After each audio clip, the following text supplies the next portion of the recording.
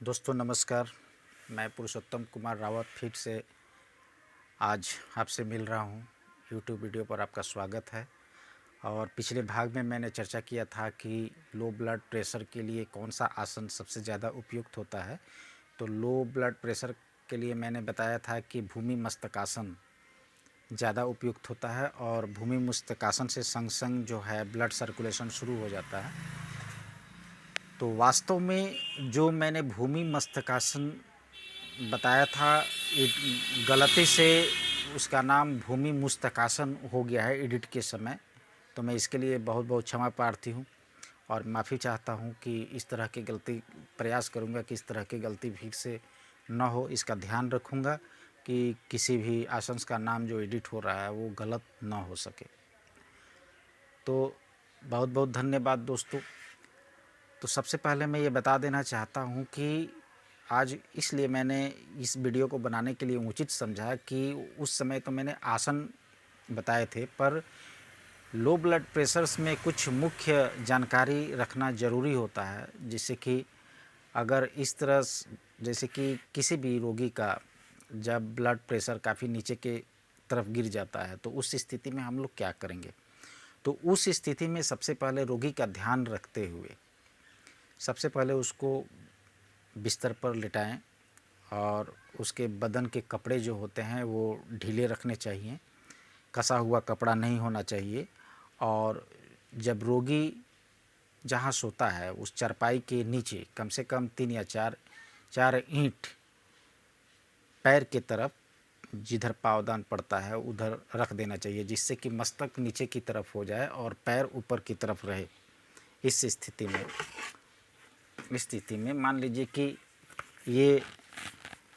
ये किताब है और ये जो है सर है, तो पैर इधर रहे और सर इस तरफ रहे। तो उससे क्या होता है कि रोगी का जो ब्लड सर्कुलेशन है वो पूरी मस्तिष्क में, पूरे रक्त जो है मस्तिष्क में आ जाते हैं और ब्लड सर्कुलेशन काफ़ी तेज़ी से होता है। तो इस बात का ध्यान रखना है कभी भी जब रोगी का ब्लड प्रेशर काफ़ी नीचे गिरने लगे तो रोगी का पूरा जो बॉडी है वो बिस्तर पर है, पर सर जो है वो नीचे की तरफ रहना चाहिए, जिससे कि रोगी के मस्तिष्क में रक्त जमा हो सके और दौड़ सके। तो यह ध्यान में रखना है। लो ब्लड प्रेशर का तो सबसे बड़ा कारण एकमात्र कमजोरी होता है। शरीर में अगर ब्लड की कमी है, खून की कमी है, तो रक्त का संवहन होना भी कम हो जाता है। उस समय जब रक्त की कमी होती है तो हमारे हार्ट्स जो हैं रक्त की गति को धीरे धीरे करना शुरू कर देते हैं। तो इस स्थिति में रोगी का काफ़ी ध्यान रखना चाहिए। प्रोटीन वाला भोजन आहार देना चाहिए, पौष्टिक आहार देना चाहिए, जैसे घी, मक्खन, दूध इत्यादि दे सकते हैं। इस तरह से ध्यान रख सकते हैं। जो आसन मैंने बताया था भूमि मस्तकासन, जब उसके अंदर थोड़ा सा भी बल हो तो धीरे धीरे वो प्रयास कर सकता है, तो इससे भी काफ़ी सुधार हो जाता है। वैसे लो ब्लड प्रेशर का मुख्य कारण कमजोरी होता है, वीकनेस। अगर शरीर में खून की कमी होती है तो लो ब्लड प्रेशर होना है। खून की कमी है तो खून का मतलब सर्कुलेशन जो है संवहन कम होगा और रोगी को ताकत नहीं मिलता है, एनर्जी नहीं मिलता है। तो उस स्थिति में हम लोग काफ़ी इसका ध्यान रख सकते हैं। और भी एक बात है, जैसे कि कुछ पौष्टिक आहार देना, ज़रूरत पड़े तो मेडिसिन्स भी हैं इसके, ज़रूरत के हिसाब से मेडिसिन्स भी दे सकते हैं। जैसे कि एलोपैथिक मेडिसिन्स में भी बहुत कुछ है। और इमरजेंसी पीरियड के लिए आप उन्हें ओआरएस का घोल भी दे सकते हैं, हल्के मात्रा में कुछ भी दे सकते हैं। बीकोसुल्स विटामिन बी कम्प्लेक्स की गोली भी दे सकते हैं। और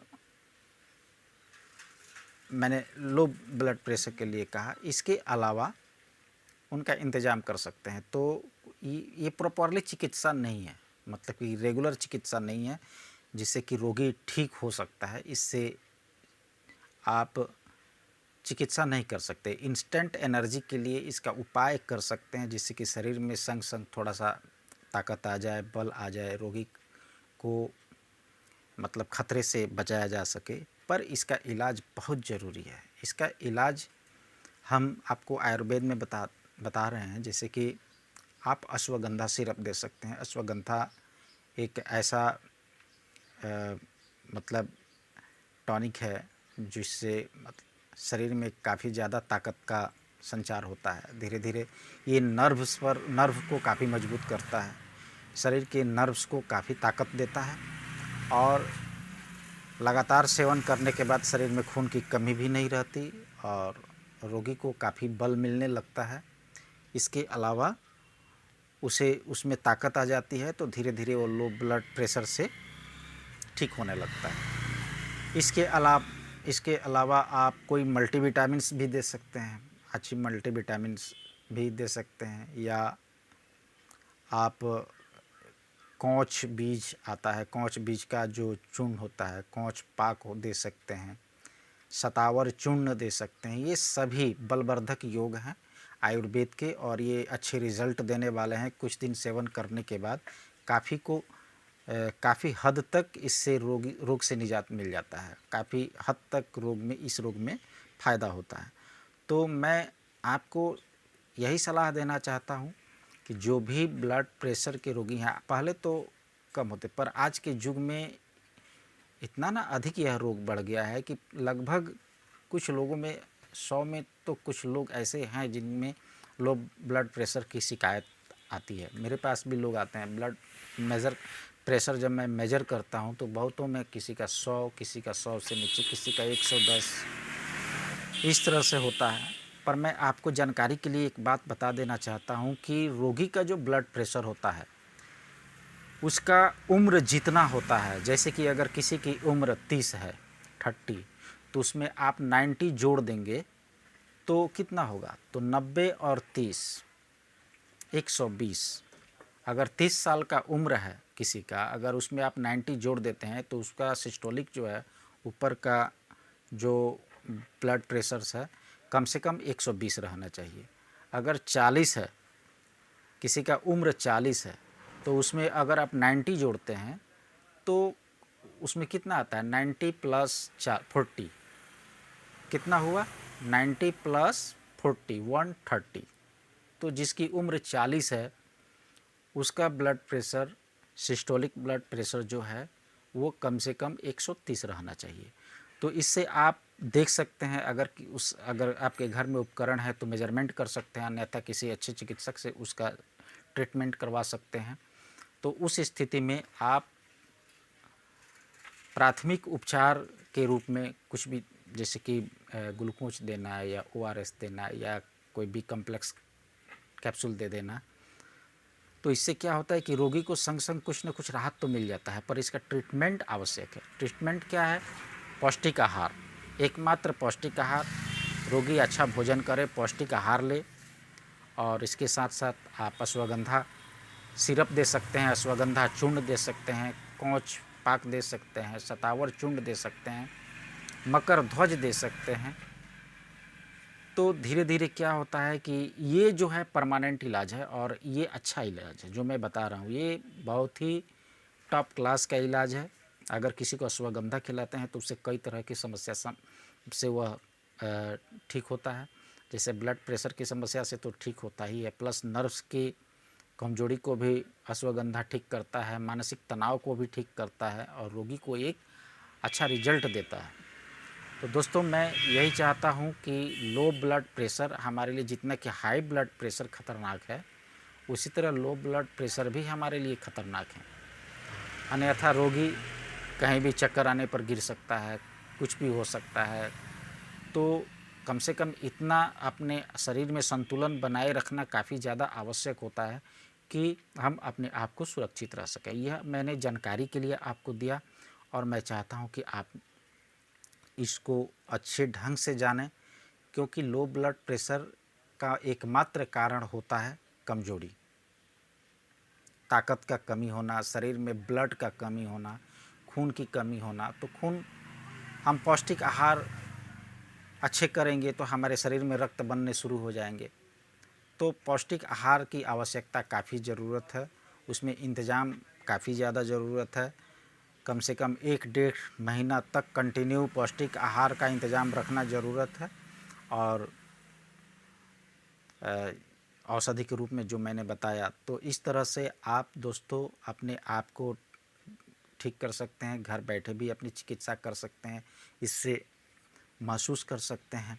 अगर आप अपना जब इस तरह का कोई लक्षण दिखाई दे, जैसे चक्कर आ रहा है, आँखों के सामने अंधेरा छा जा रहा है, लग रहा है कि अब हम कहीं गिर जाएंगे, तो उस स्थिति में आप ना लेट करते हुए किसी अच्छे चिकित्सक से अपना बीपी मेज़रमेंट कराएं, अपना उम्र जान लें कि मेरी उम्र क्या है। अगर 20 है या 30 है तो अपना बीपी मेज़रमेंट कराएं। और अगर डॉक्टर कहता है, अगर 30 है आपका एज, अगर डॉक्टर कहता है कि आपका और उसमें आप अगर 90 जोड़ते हैं, तो 30 में 90 जोड़ते हैं तो आपका सिस्टोलिक बीपी 120 होना चाहिए। अगर डॉक्टर कहता है कि 120 है तो आप समझ जाइए कि अभी हम ठीक हैं। अगर डॉक्टर ये कहता है कि 100 है तो आप इस रोग के ग्रुप में आ चुके हैं, तो उसका तुरंत इंतज़ाम करें। तो यह लो ब्लड प्रेशर भी एक तरह से हमारे लिए काफ़ी नुकसान करने वाले हैं। इनसे भी काफ़ी खतरा हो सकता है। काफ़ी लो ब्लड प्रेशर काफ़ी नीचे के स्तर पर गिरने पर भी काफ़ी नुकसान है। तो अपना इंतज़ाम हम कर सकते हैं, इसके लक्षण आप देख सकते हैं। अगले वीडियो में दोस्तों हम मिलेंगे।